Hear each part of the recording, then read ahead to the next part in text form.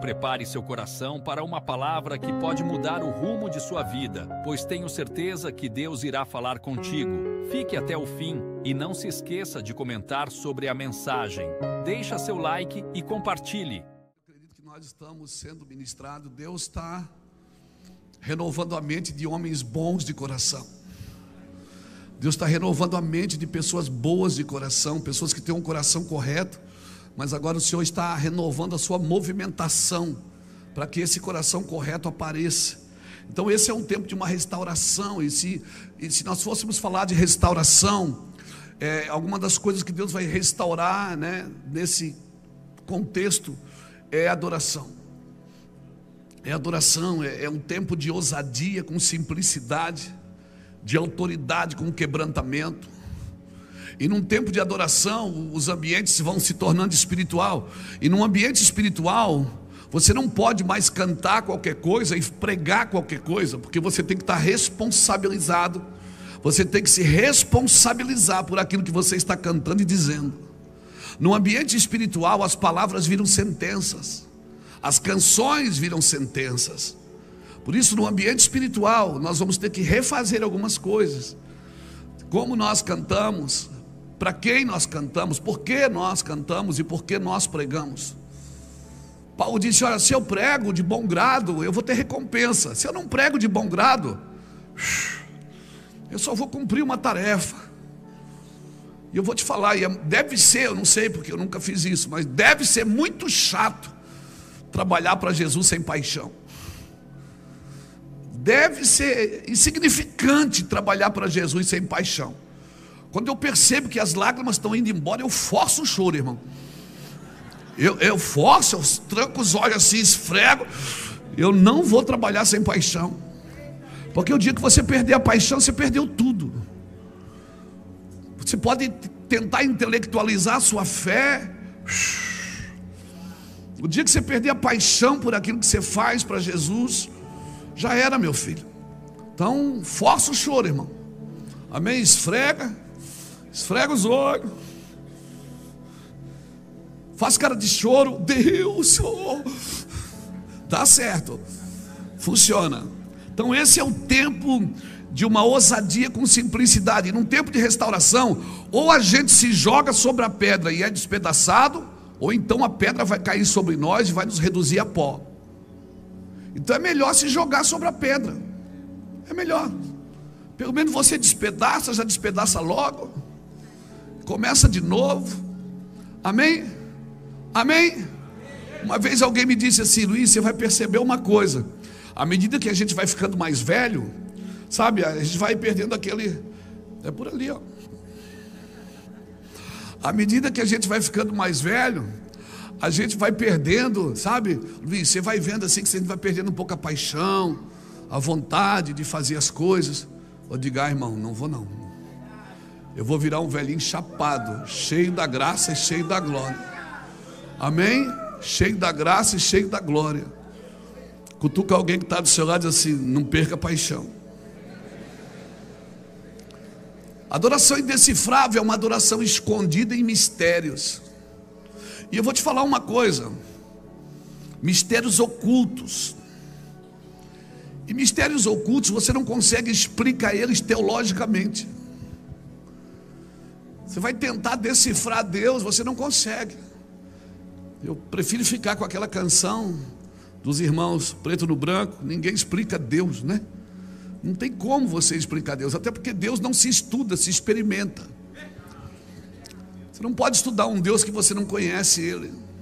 Vai deitar Deus numa maca, vai abrir ele no meio, vai fazer anatomia de Deus. Não, você tem que experimentar, provar e ver de que o Senhor é bom. E aí sim, depois que você experimenta, você quer estudar tudo sobre ele. Você quer aprender tudo sobre ele. O que ele pensa, por que ele falou aquilo que falou, aonde falou e para quem falou. Aí você quer estudar tudo sobre canções, sobre música. Você quer aprender, porque a adoração foi criada por Deus, irmãos. Amém? A adoração foi Deus quem criou. A música foi Deus quem criou. E eu louvo a Deus por isso. E essa adoração indecifrável é uma adoração que ela não promove a religião, não promove a denominação e ela não promove os ministérios. Guardou? Ela não promove a religião, não promove a denominação, e ela não promove os ministérios. Uma adoração indecifrável está dentro de você. São coisas ocultas que vivem dentro de você, e você só descobre isso de dentro para fora, meu amigo. Isso é tempo, leva tempo para formar um homem de Deus, uma mulher de Deus, não é? Esse fast food gospel, que as pessoas às vezes não arrumam nem a cama que dorme, querem doutrinar o Brasil. A pessoa acorda de manhã, nem escova o dente e quer doutrinar o Brasil. Não, irmão, entra na fila. Entra na fila.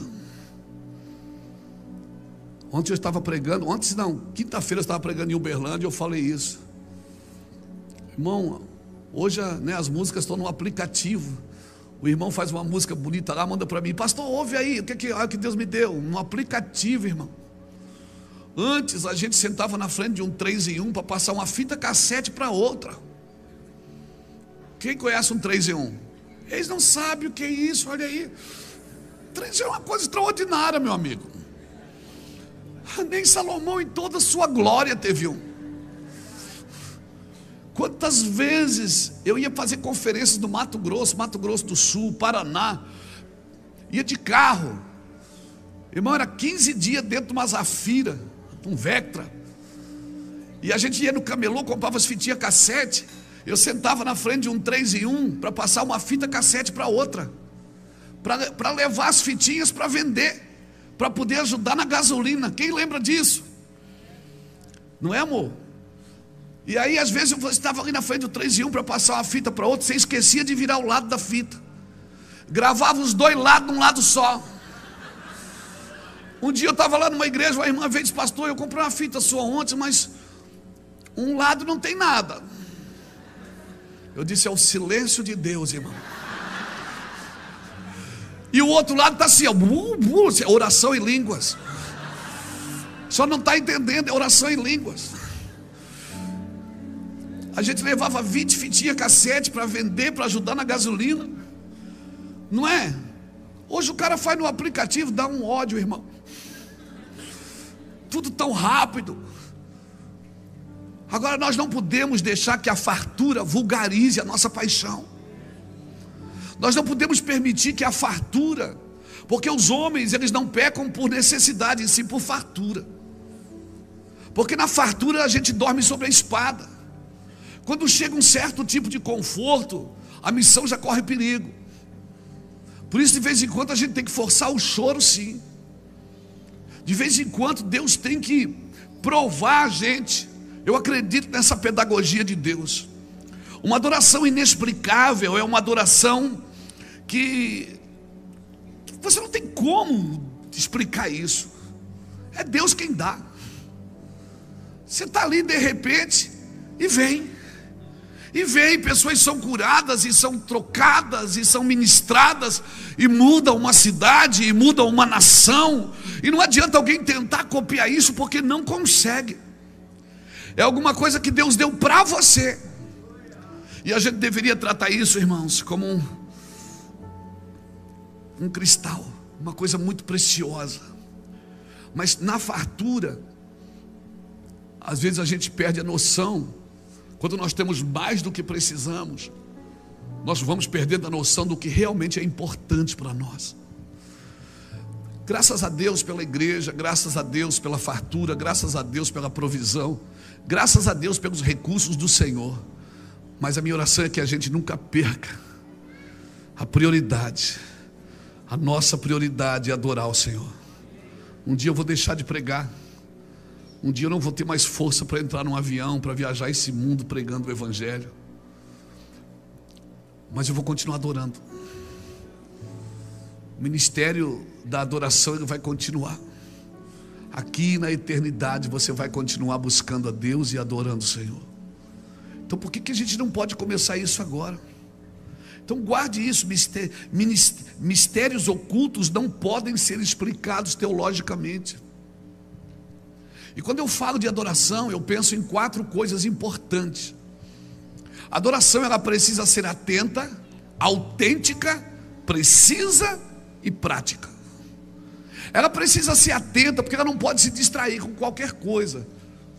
E ela precisa ser autêntica, porque ela tem uma origem, ela vem de Deus para Deus. E ela precisa ser precisa, porque ela só tem um alvo.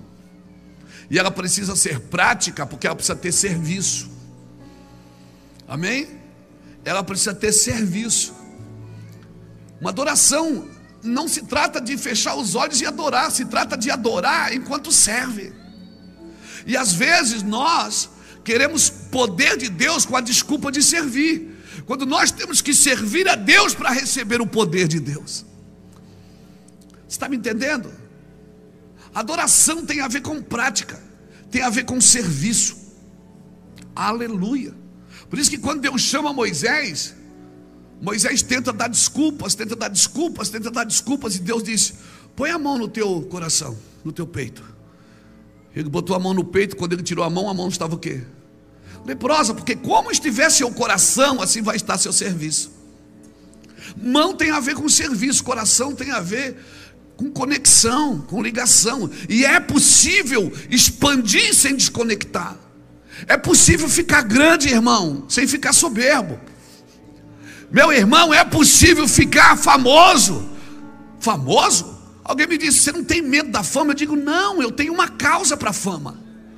Se Deus me deixar famoso, eu tenho uma causa para isso. Agora, se eu não tenho uma causa, a fama não faz sentido, o recurso não faz sentido, o dinheiro não faz sentido. Mas se você tem uma causa para isso, tudo isso vai servir ao Senhor quando acontecer na sua vida, amém? Aleluia, você está me entendendo? Então diga: eu estou entendendo, pastor. Você não precisa gostar da conferência, você precisa entender ela. Porque você desfruta o que entende. O que você não entende, você não desfruta. Então, a adoração tem a ver com estar atento, autêntico, preciso e prático.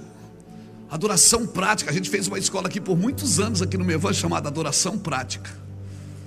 A gente adorava, passava dias aqui adorando, depois ia para a rua evangelizar. Porque a adoração tem que levar você para o serviço. Quem subirá ao monte do Senhor? Salmo 24, o verso 3. Quem permanecerá no seu santo lugar? Quem é? Limpo de mão e puro de coração.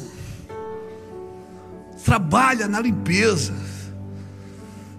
Trabalha com pureza. Você está me entendendo, querido? Isso para mim é adoração. Eu toco 2 instrumentos, sino e campainha.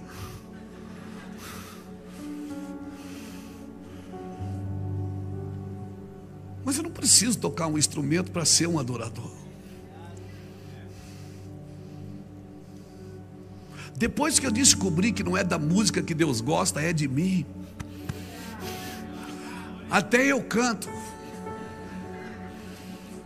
Porque debaixo da unção você pode até cantar: ciranda, cirandinha, vamos todos cirandar, vamos dar a...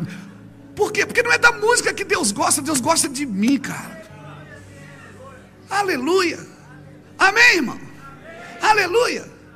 E as pessoas ficam aquele papo: pode cantar música do mundo, pode ouvir música do mundo. Irmão, quando você está convicto de uma coisa, essas coisas, essas perguntas não fazem mais sentido para você.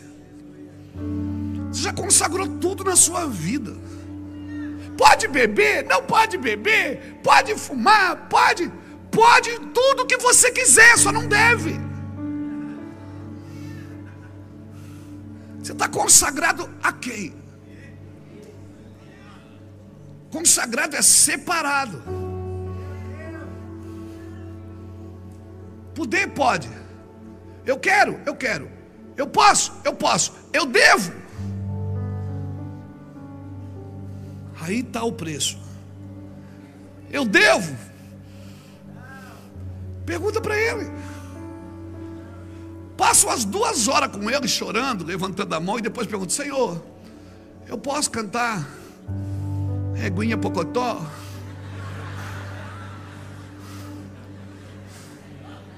Pocotó, Pocotó, Pocotó. Eu posso, Senhor? Você vai ouvir ele falar para você. Ele vai dizer assim: o que você vai ganhar com isso?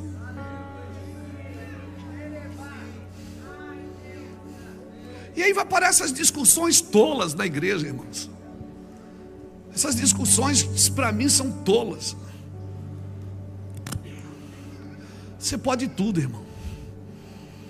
Eu tudo posso naquele que me fortalece. Todas as coisas me são lícitas, mas nem todas me convêm. E em nome de coisas lícitas, nós vamos perder das essenciais. Eu fiz um voto, eu me separei. Se você queria levar a sua vida do seu jeito, por que você entregou ela para Jesus?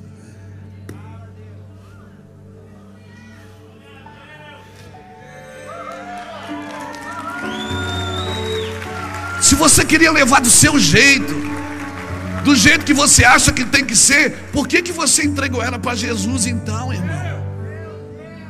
Por que você pulou para dentro do barco? Aqui é faca na caveira, mano, ó.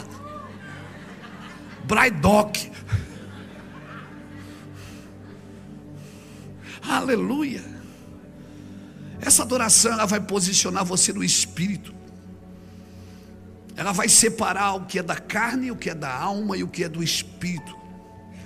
E ela vai posicionar você para quê? Para guerras. Para guerras.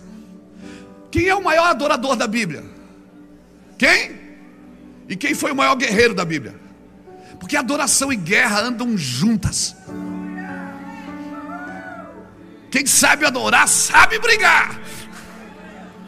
Quem sabe adorar não entra em brigas tolas. Quem sabe adorar não perde tempo com coisas que não influem, não contribuem, nem auxiliam.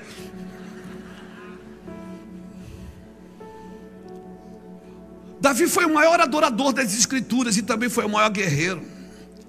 Davi lutava com 2 espadas, uma espada e uma harpa. Por isso que no Salmo 143 ele diz: bendito é o Senhor que adestra as minhas mãos para a peleja e os meus dedos para a guerra.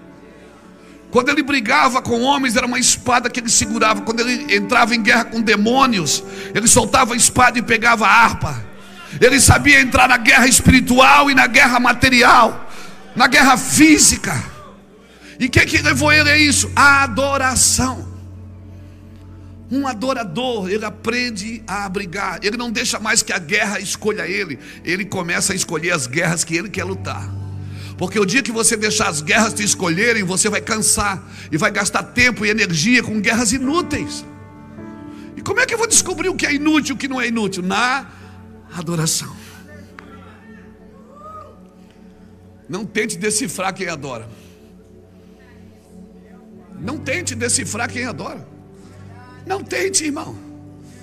Não tente ler um coração de um homem, de uma mulher que adora a Deus, que está rendido a Deus. Não tente entender, anda na contramão de tudo. Aleluia. Eu espero que Deus encontre a gente. Aleluia. Abra sua Bíblia comigo em 2 Crônicas, capítulo 1.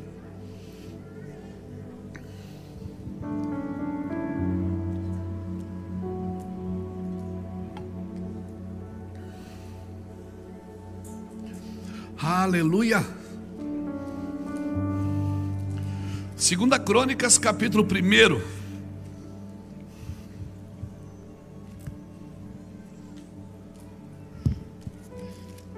Vamos lá.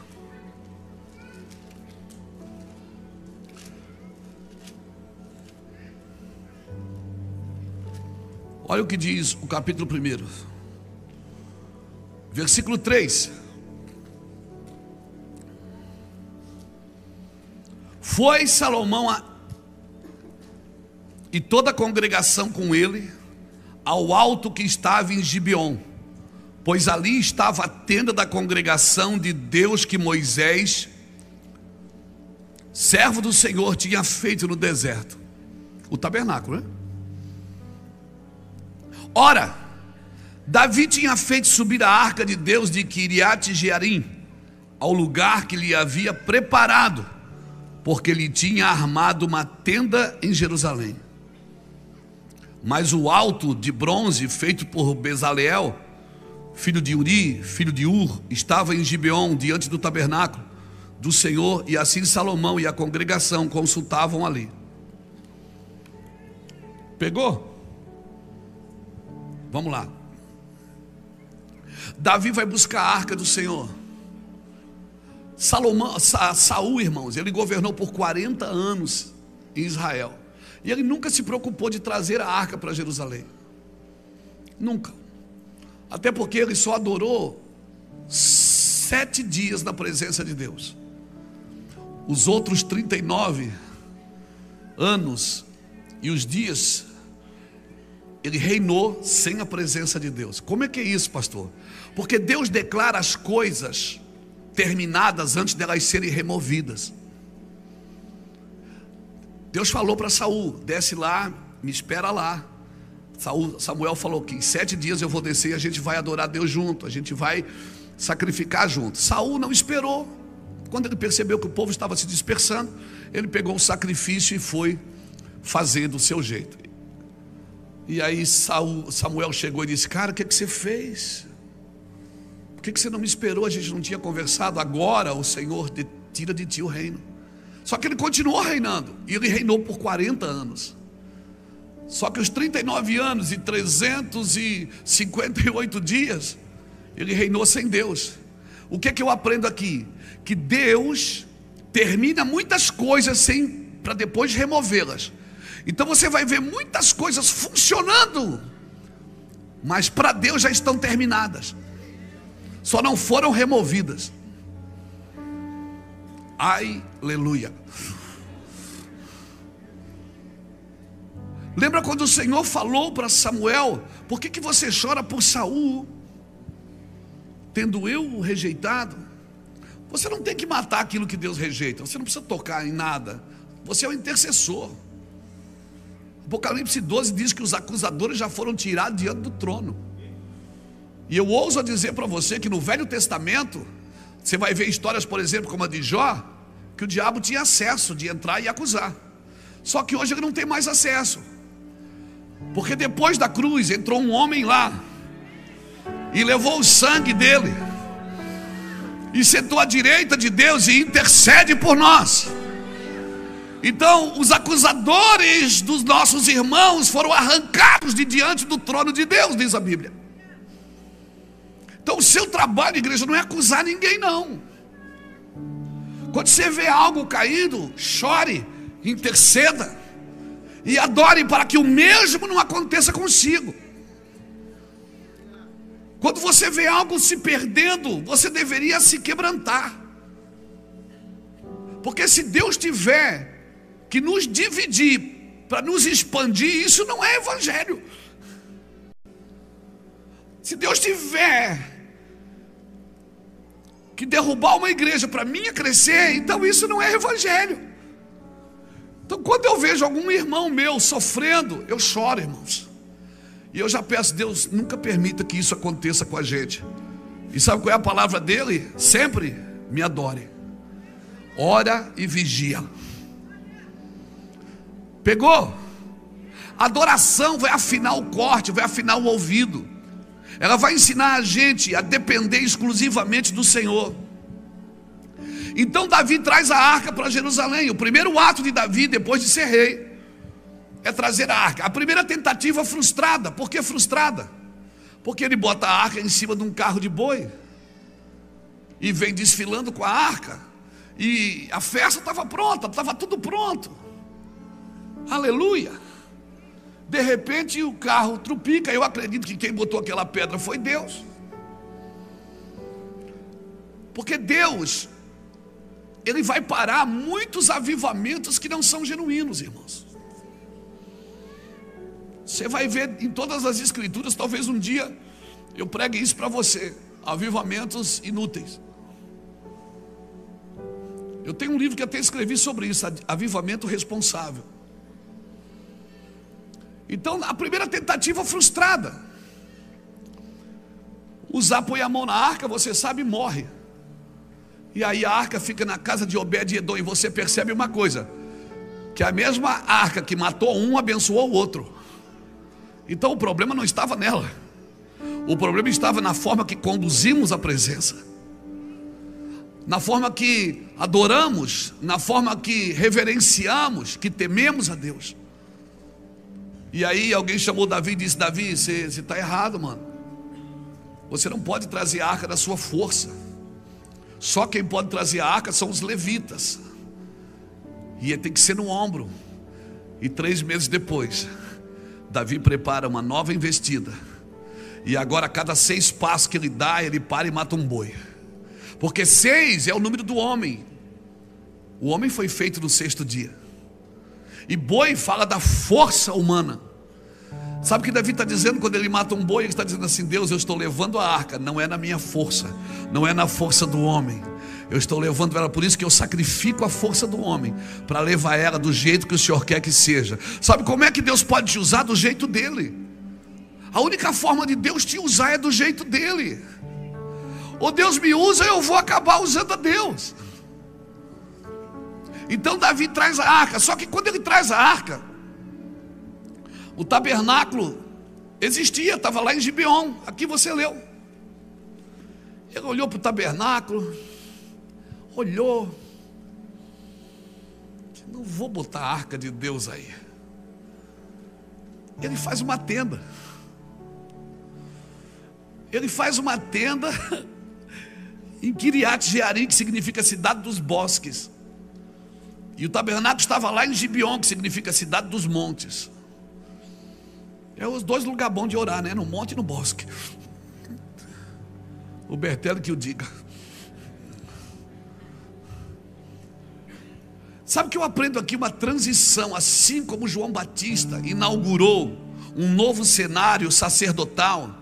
A partir de João Batista, que as pessoas saíam das sinagogas, do templo, iam lá para o deserto, ouviam um cara duro de língua, mas um cara que trouxe uma adoração prática. Porque quando eles perguntavam para João Batista: João, como que eu faço para ser salvo? João não disse: olha, você tem que orar o Pai Nosso. Não, ele disse: quem tiver 2 túnicas, dê uma para quem não tem. Aí o soldado perguntou: e eu que sou soldado, o que eu faço, João?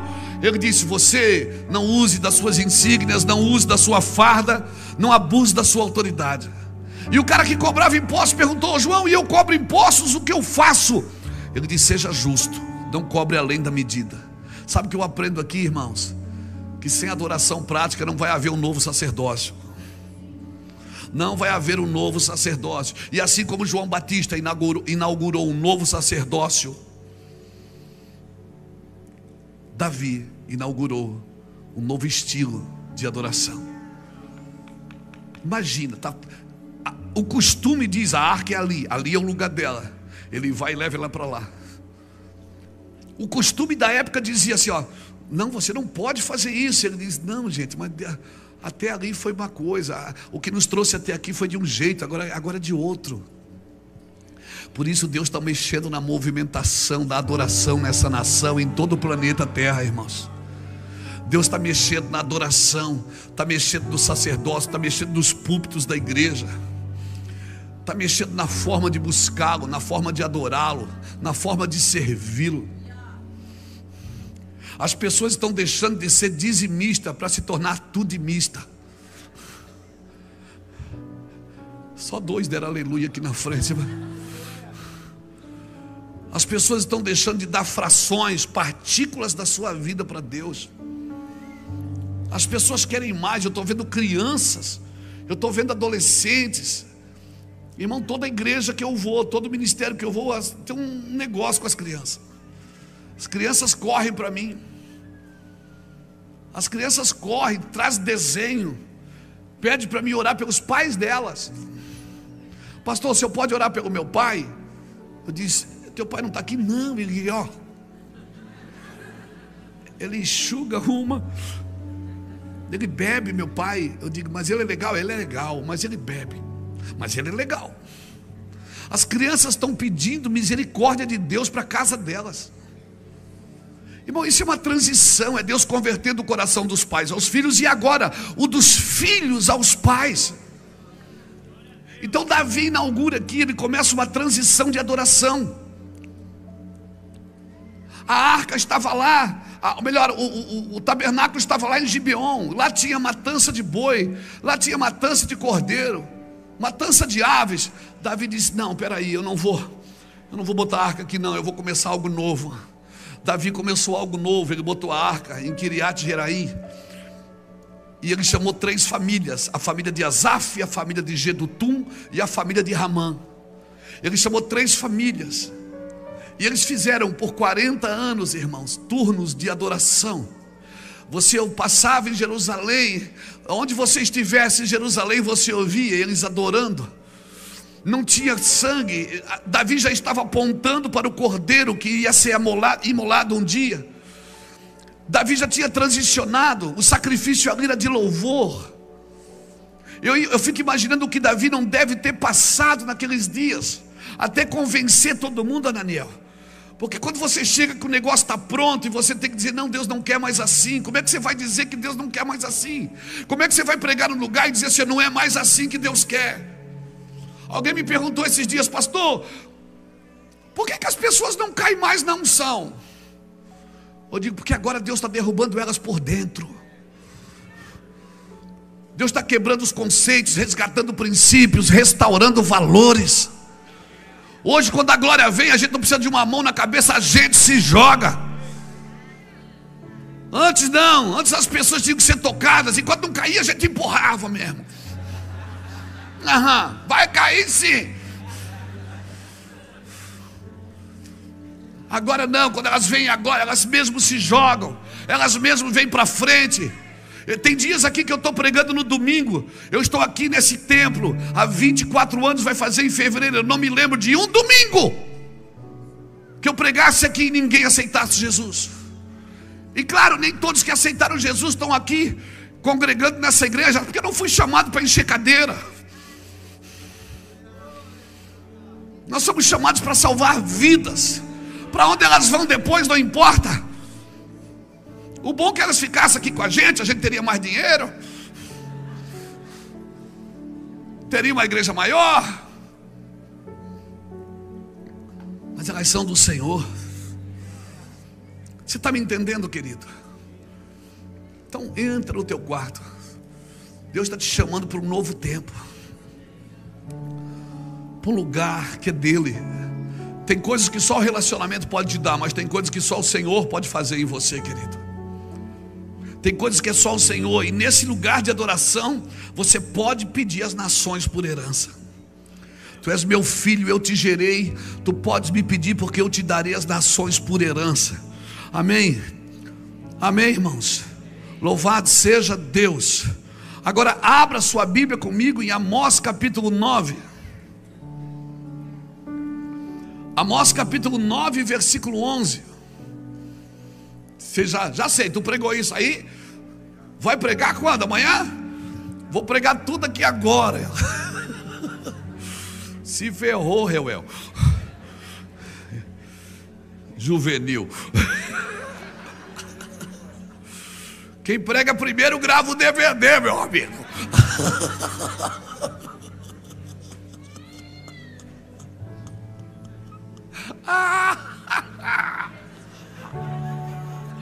E o pior é que depois eles fazem o cortezinho e botam meu nome embaixo aí.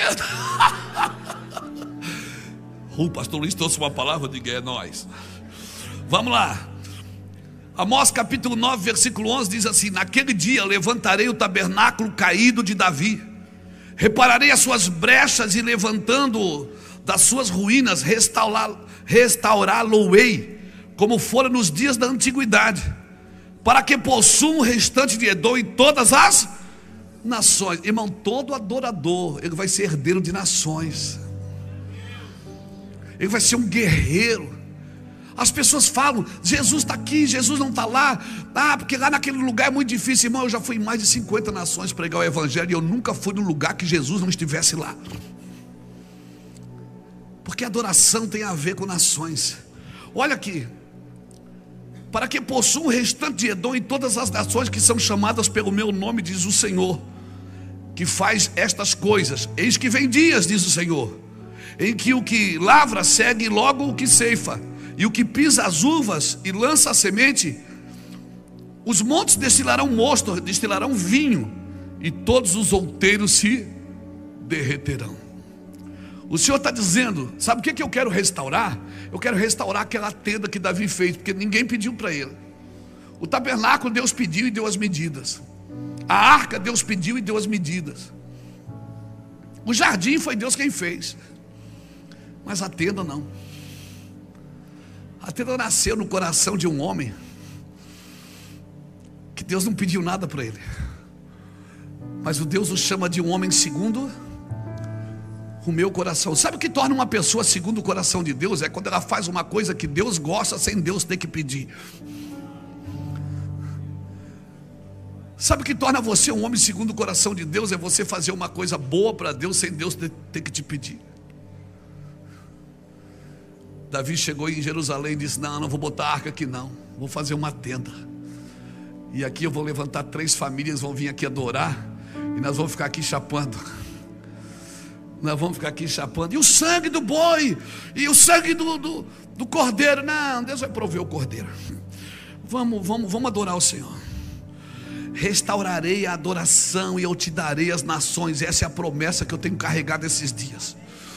Se você entrar num lugar novo de adoração, eu vou te entregar nações. Davi entendeu o reino, porque foi no reino de Davi, no governo de Davi, que as tribos se juntaram e formaram o reino.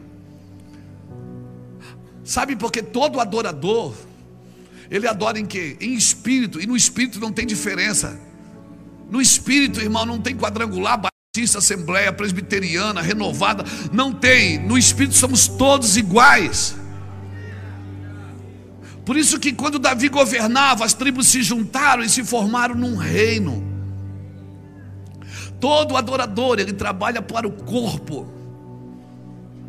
Você pensa que, embora eu fundei o Mevan, sou presidente do Mevan, você acha que eu sou patrimônio do Mevan? Não, irmão. Não, irmão. Eu não sou patrimônio do Mevan, eu sou do corpo. Se o Mevan me atrapalhar, eu saio dele e deixo para alguém que gosta de coisas. Eu quero é Deus. Eu quero é Deus. Amém. Nós não somos patrimônio de um lugar, até porque avivamento não está num lugar, está em alguém. Então para de procurar um lugar, procure alguém que está andando com Deus. E quando esse alguém chega, avivamento chega, a unção chega. A gente fica procurando um lugar. Não, irmãos, avivamento está em alguém que carrega a sua arca, que carrega a presença de Deus.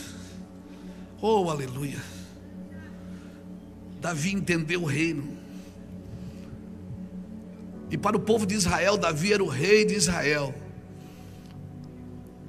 Mas para Deus, Davi era dele. Para o povo de Israel, Deus era o Deus de Israel. Mas para Davi, Deus era o Deus de toda a terra, irmãos. Irmãos, Deus não é evangélico. Deus não aceitou Jesus e veio congregar com a gente. Ele é Deus de toda a terra. Toda a terra. Ele não é Deus dos evangélicos. E eu oro por um vinho novo nessa geração. Eu oro por um vinho novo. Agora, o nosso problema não é o vinho está pronto para ser derramado. O nosso problema é o odre. Como vamos derramar um vinho novo num odre velho?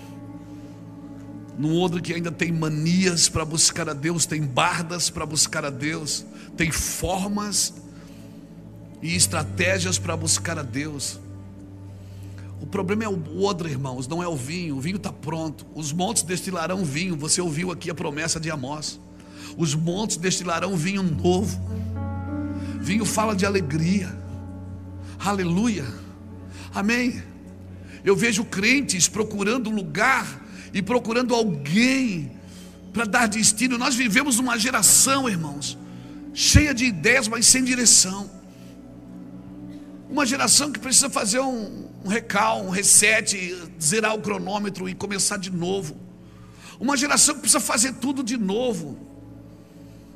Talvez nós vamos precisar cantar algumas canções que nós abominamos. Talvez nós vamos precisar voltar a fazer algumas coisas. Eu vou te falar uma coisa: um vinho novo não vai ser derramado se o odre não estiver novo. E eu começo a ler crônicas, eu começo a ler salmos, eu começo a perceber na vida de Davi alguns movimentos que são necessários para a gente. Um odre novo, irmãos, não se faz só de culto de domingo. Um odre novo não se faz somente nas reuniões dominicais. Um odre novo ele precisa ser trabalhado, precisa ser tratado. Abre só a Bíblia comigo, por exemplo, no Salmo 119.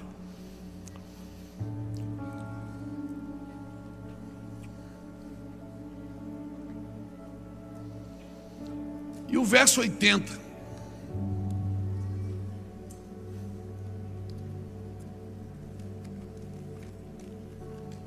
Salmo 119, o verso 80 diz assim, ó: seja reto o meu coração para com os teus decretos, para que eu não seja envergonhado. Verso 81, desfaleça minha alma aguardando a tua salvação, mas eu espero por tua palavra. Verso 82, os meus olhos desfalecem esperando a tua promessa, e eu digo, quando me consolarás? Verso 83, embora seja eu como um odre na fumaça, eu não me esqueço dos teus decretos. Quem aqui já viu um odre? Um odre, irmãos, ele pode ser um recipiente de couro, de pedra, de madeira, mas eu vou falar de um de couro que eu vi. Um recipiente de couro que ficava, ele era tirado do animal, principalmente dessa parte aqui, ó, o quarto. Ele era tirado do animal, ele ficava no orvalho à noite, e de dia ele ia para o sol, para justamente ter esse choque térmico, para que fosse morta, para não gerar, para ele gerar resistência, e para que fosse morta todas as bactérias. E depois, irmãos, eles pegavam uma navalha e raspavam ele por dentro. Raspavam por dentro. Depois ele era mergulhado em águas. Vai vendo se não tem nenhuma semelhança contigo. Ele era mergulhado em águas. Depois de mergulhado em águas, ele era levado ao forno, no fogo. Água, fogo, tudo a ver. Depois ele era jogado em cima de uma pedra e esticado. Alguém pegava uma régua de pau e começava a bater nele. Ele era jogado sobre a pedra, e o sarrafo comia, meu irmão. E ele ficava ali esticado. Quando você pensava assim que está pronto, não, ele ia ser pendurado na fumaça. E ele ser pendurado na fumaça tinha 3 objetivos. Primeiro, para não pousar mosca. Belzebu é o deus das moscas, e ele não pode pousar num odre que está sendo preparado para ser cheio. Depois era para criar elasticidade, flexibilidade.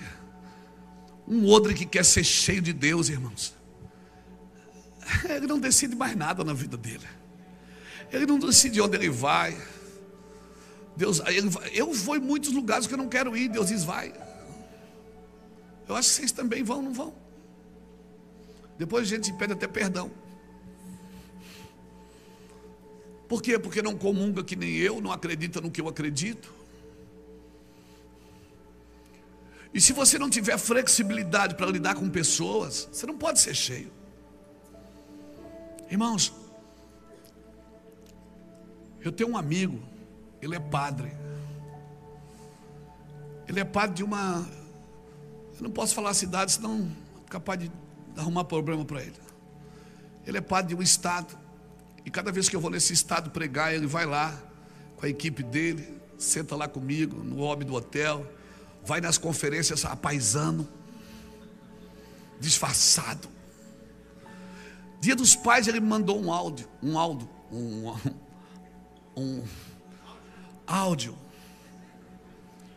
Não foi um áudio, foi um áudio. Ele mandou um áudio dizendo para mim: pastor Luiz, sei que você tem muitos filhos, mas eu quero dizer que você é um pai para mim. Como é que eu vou falar isso na igreja evangélica, irmão? Que tem um padre que me chama de pai. Que hora que está a missa, que a missa está rolando lá, ele filma a missa e manda para mim. Diz: olha aqui, ó, hoje eu orei para todo mundo ser batizado com o Espírito Santo.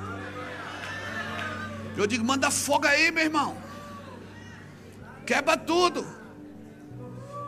Você vai falar isso às vezes numa roda de pastores, está amarrado. Sangue de Jesus tem poder. Porque nunca viveram na fumaça, irmão. Se você não criar elasticidade para suportar, por isso que o vinho novo não pode ser colocado num odre velho. Não suporta, irmão, não suporta. Não suporta. Você não precisa me chamar de pastor, de apóstolo. Eu quero ter a fama de Jesus. Eu quero ser amigo de pecadores. É que a gente escolhe quem a gente serve, quem senta na mesa. A gente escolhe. Não é você que escolhe, amigo. Seu trabalho é adorar a Deus e deixar Deus te conduzir. Então, se você não estiver flexível aos movimentos do céu, você não pode ser cheio. Você concorda? Claro que não. Você aprova? Claro que não. E a idolatria? Está errado. Mas ali atrás tem uma pessoa que ama Jesus. E como nós vamos fazer? Como nós vamos fazer? Recentemente faz uns 8 anos, nós pegamos um avião de Palmas, lembra, amor? Estava eu, estava Iraci, o Samuel era pequeno. E eles sentaram nos 2 bancos, e eu sentei no outro, no avião. E de repente entrou aquele cara assim, nos 2 metros de altura, um babalorixá. E eu estava lendo um livro sobre o Espírito Santo. E ele sentou do meu lado, eu saí para ele sentar na janela. Ele quase bateu no canto, porque ele é grandão. E eu fiquei lendo, ele fazia assim, ó. Eu disse: quer ler? Ele disse: o que é que você está lendo? Eu disse: eu estou lendo um livro sobre o Espírito Santo. Espírito Santo? Eu digo: eu sou pastor. Você é pastor? Você tem do lado do pastor, meu Deus! Escandaloso. Olha que eu te afogo, ó. Dilúvio.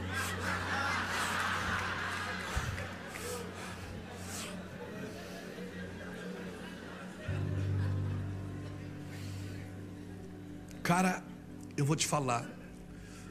Naquele avião, Deus deu um amor no meu coração tão grande por aquele homem. E ele disse assim: posso falar uma coisa para você? Do lado do meu centro tem uma crente. Ela me odeia.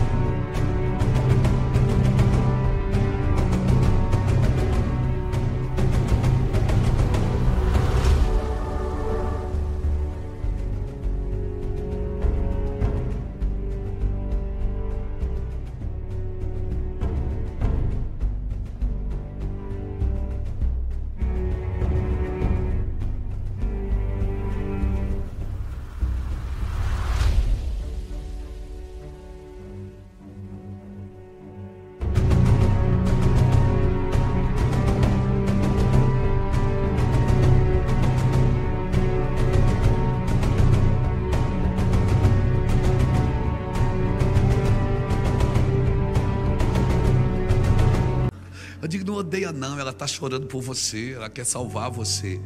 Mas eu não estou preso. Eu digo: não, claro que você não está preso, não. Você está, olha, desse tamanho, como é que você vai? Quem vai prender você? Eu vim conversando com aquele cara, irmão, umas 2 horas de voo. Deu mais de 2 horas. Eu amei aquele cara. Sabe, são nessas horas que as palavras vêm do nosso coração e o Senhor diz: você precisa ser flexível. Jesus abraçava o leproso e as pessoas diziam: está escrito que não pode, leproso não.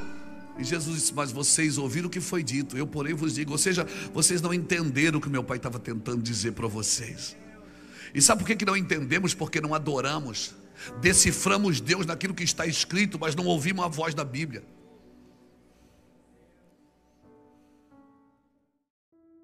A paz do Senhor, meus irmãos. Gostou da mensagem? Deixa seu like e compartilhe.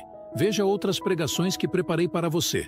É só clicar no link e Deus o abençoe.